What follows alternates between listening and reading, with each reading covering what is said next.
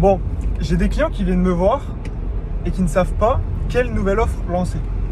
Ils savent que là, tout de suite, ils ne sont pas extrêmement heureux dans leur biz et donc dans leur life. Ils veulent lancer une nouvelle offre, c'est-à-dire qu'ils veulent vendre quelque chose de nouveau, mais ils ne savent pas quoi lancer. Et généralement, c'est pas qu'ils ne savent pas quoi lancer, c'est qu'ils savent très bien, ils ont une idée ultra précise de ce qu'ils aimeraient lancer, mais inconsciemment, ils se disent ça se vendra pas pour X ou Y raison. Ouais, mon audience ne me connaît pas sous cet angle-là, donc pourquoi est-ce qu'ils achèteraient ça? Ouais, j'ai pas forcément encore de preuves sur cette offre-là, donc pourquoi les gens achèteraient? Et donc en fait, le truc qu'il faut te mettre en tête, c'est que dans tous les cas, tu sais pas ce qui va marcher ou pas. Tant que t'as pas tenté, tu peux pas savoir ce qui va résonner avec ton audience, avec ton marché. C'est tout simple, il y a des offres qui fonctionnent très bien chez certaines personnes et quand on les duplique chez d'autres, qui flopent totalement. C'est pas que l'offre ne marche pas, c'est que ton audience, très spécifiquement, ton marché, n'est pas OP, n'est pas prêt à acheter ça avec toi maintenant. Donc, ce qu'il faut te mettre dans le crâne, c'est ultra simple, c'est que dans tous les cas, tu sais pas ce qui va marcher. Donc, il faut que tu fasses, il faut que tu essayes, il faut que tu proposes, il faut que tu sois à l'aise avec le fait de ne pas savoir ce qui va se passer, mais de quand même avancer sur le chemin.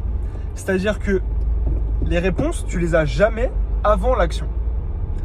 Je sais que ça paraît bête d'entendre comme ça parce que beaucoup d'entre vous attendent d'avoir un plan parfait avant de vous lancer et attendent d'avoir des réponses pour être sûr et certain que ce qu'ils font, c'est la bonne direction. Sauf que la bonne direction, tu peux pas la trouver avant d'avoir commencé à avancer et marcher sur le chemin. Donc, les étapes, elles sont simples. C'est, tu as une idée, tu sais pas si ça va marcher, mais tu la lances quand même. Et en fonction des retours et des feedbacks de ton audience, de ton marché, de tes clients, tu vois si ça vaut le coup de continuer ou pas, de modifier ou pas. C'est aussi simple que ça. Et en fait, ça, dis-toi que c'est le cas pour absolument tout le monde. Surtout dans notre marché du coaching et du consulting, personne ne sait, grosso modo, ce qu'il fait, ce qu'il vend, si ça va fonctionner ou pas. Et les gens changent de positionnement, je vais pas dire très souvent, parce que si tu changes trop souvent, on n'a plus rien pour te reconnaître. Tu vois, tu n'as aucun élément différenciant qui fait que on sait que tu es unique, on sait que c'est toi. Mais il y a des mecs chez qui j'ai investi plusieurs milliers d'euros il y a de ça plusieurs mois, qui étaient plutôt dans la niche business. J'ai vu ces mecs-là changer en plusieurs mois, et un notamment que j'ai en tête est particulier, qui est passé du coup de la niche business / marketing à philosophe, je t'aide à développer tes pensées. Donc c'est totalement différent que le marketing ou le business, tu vois.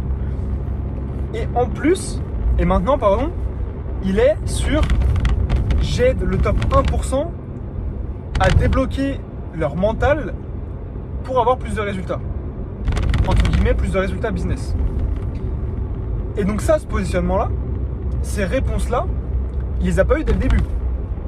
Et c'est pas pour autant que ça n'a pas fonctionné. Puisque moi, je fais partie de plusieurs mecs, parce que j'ai rejoint sa communauté, etc., qui ont acheté chez lui quand il était sur le positionnement business marketing. Et entre-temps, comme je te l'ai dit, il a évolué de positionnement. Donc tout ça pour te dire que quand tu as une nouvelle offre, en tête, une nouvelle idée, tu as envie de lancer quelque chose, généralement, c'est pas que tu ne sais pas ce que tu veux lancer. Tu sais très bien ce que tu as en tête, tu sais très bien quelle est l'offre vibrante que tu aimerais lancer. Tu sais qu'elle, tu vois, elle est au fond de toi, genre. Elle attend une seule chose, c'est d'être vendue, cette offre-là. Mais tu te retiens parce que tu te dis, et si ça fonctionne pas? Et sache que même les meilleurs ne savent pas si ça va fonctionner. Et si aujourd'hui ils sont considérés comme les meilleurs, c'est justement parce qu'ils ont avancé sur le chemin sans avoir les réponses, qu'ils ont eu des feedbacks et qui du coup ont amélioré, ont affiné leur positionnement, leurs offres au fur et à mesure. Et c'est pour ça qu'aujourd'hui c'est les numéros 1. Ou en tout cas, toi tu les perçois comme des numéros 1 à l'heure actuelle parce que tu vois leur version finale. Tu vois, c'est comme un espèce de Pokémon qui évolue. Toi, tu vois leur dernière évolution. Et donc, tu te dis, putain, le mec, il a tout compris au business. Non, il n'a pas tout compris au business. C'est juste que sa V1, il l'a lancé il y a 1 an, 2 ans. Et qu'après, il est passé sur une V2, une V3. Et que là, toi, tu vois sa V4 ou sa V5. Tu vois? Donc, petit message tout simple.